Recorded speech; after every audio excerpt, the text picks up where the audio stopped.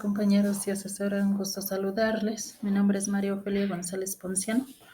Estoy estudiando en la Universidad Virtual del Estado de Guanajuato, la licenciatura en Derecho.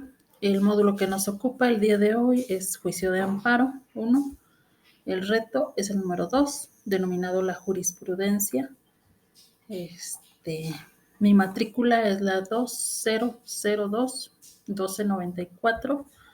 Estamos bajo la supervisión de la maestra Sofía Pérez Fuentes Sacramento. En esta actividad se nos solicita que le demos análisis a 3 situaciones, 3 casos de jurisprudencia. Hay que dar respuesta a unos planteamientos que nos hacen. El primer caso es la tesis número 102 del 2011 de la novena época. Está emitida por la primera sala del tomo 34 de septiembre del 2011, de la página 489. Es una jurisprudencia común. El título es La facultad de atracción. La Suprema Corte de Justicia de la Nación puede ejercerla a efecto de integrar jurisprudencia sobre un problema que implica el análisis de diversos preceptos constitucionales y legales. Respecto de este primer caso, nos hacen un planteamiento, el cual señala qué método de integración se utilizó para la creación de dicha jurisprudencia. En este caso, la jurisprudencia consiste en una reiteración, ya que de acuerdo con la ley de amparo, la jurisprudencia por reiteración se establece por los tribunales colegiados de circuito cuando sustenten por unanimidad un mismo criterio en 5 sentencias no interrumpidas por otra parte en contrario. El segundo caso para analizar es la tesis número 78 del 2018 de la décima época, de la primera sala del libro 61 del mes de diciembre del 2018, tomo 1, de la página 239. Esta jurisprudencia que vamos a analizar es del sistema de justicia penal acusatorio oral contra auto que ordena la citación del investigado a la audiencia inicial. Es procedente el juicio de amparo indirecto, interrupción de la jurisprudencia 1A, diagonal J 93, diagonal 2013, décima época. Entonces, ahora el planteamiento que nos hacen en esta, bueno, yo ya aquí marqué más o menos el criterio. Entonces, respecto al caso número 2, el planteamiento que nos hacen es identifica cuáles son los razonamientos para que la jurisprudencia 1A diagonal J 93-2013 10A fuera sustituida por la jurisprudencia 1A diagonal J 78 diagonal 2018 10A emitida por la primera sala de la Suprema Corte de Justicia de la Nación. Los razonamientos que se identifican en el caso número 2 de esta jurisprudencia, bueno, aquí ya yo lo marqué con este color, que nos dice que, ahora bien, de una nueva reflexión, esta primera sala estima necesario interrumpir ese criterio jurisprudencial, porque la regulación de la citación a esa audiencia en las legislaciones locales mencionadas es semejante a la prevista en el artículo 141 del Código Nacional de Procedimientos Penales para la citación a la audiencia inicial y de la lectura sistemática de las fracciones 1 y 2 del artículo mencionado.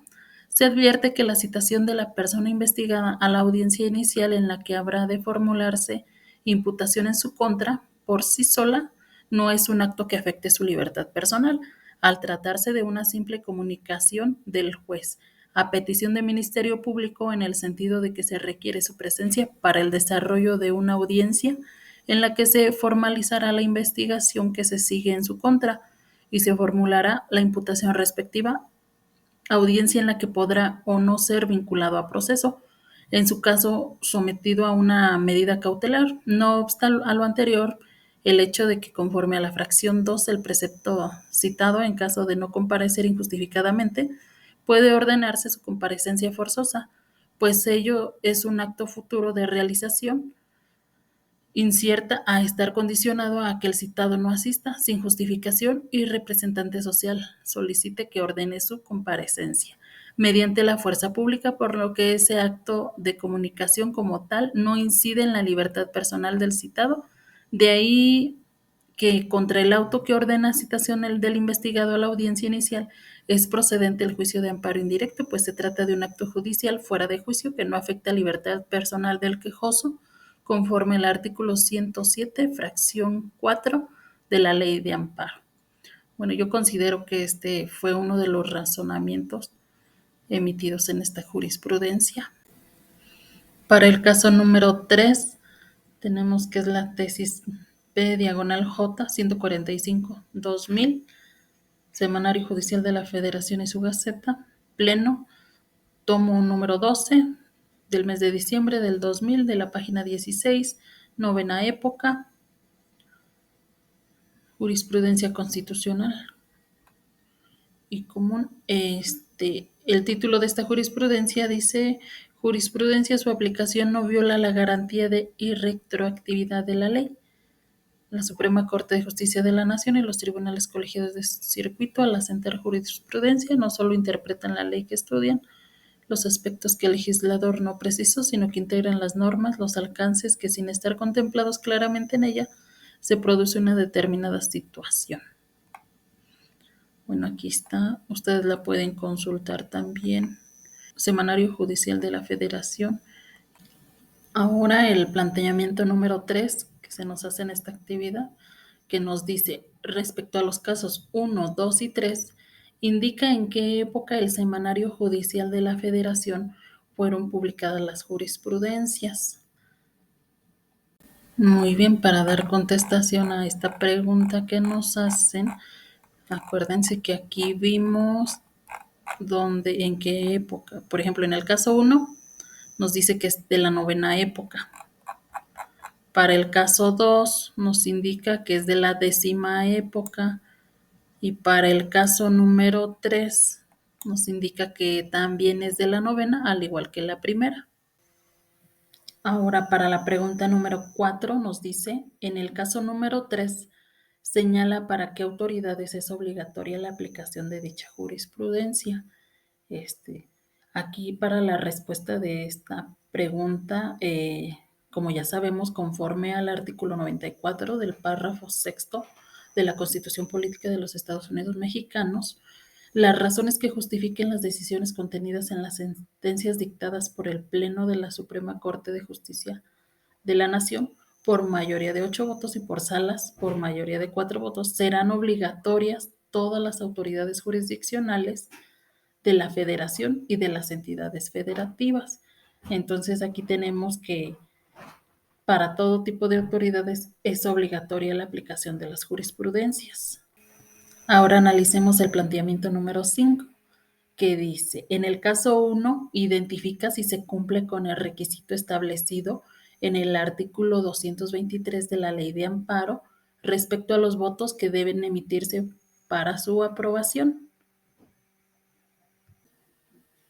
En este caso, contemplamos que conforme a lo establecido en el artículo 223 de la Ley de Amparo, en el caso 1 sí se cumple con la mayoría de los 4 votos, que es lo que se establece para emitir una aprobación.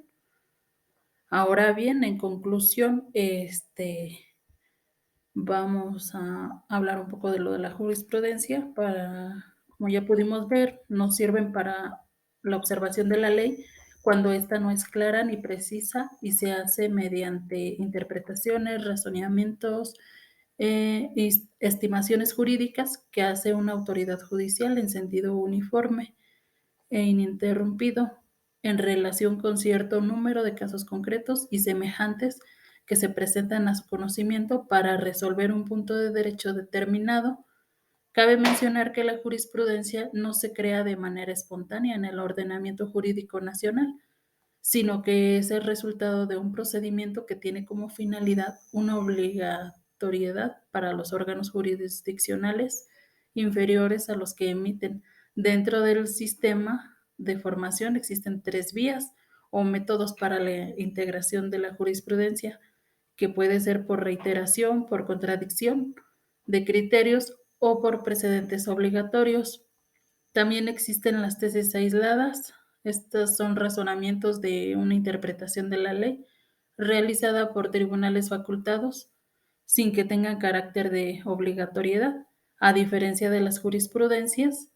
Esa sí es obligatoria. En cuanto a su obligatoriedad, aplica el principio de jerarquía de la autoridad que la emite.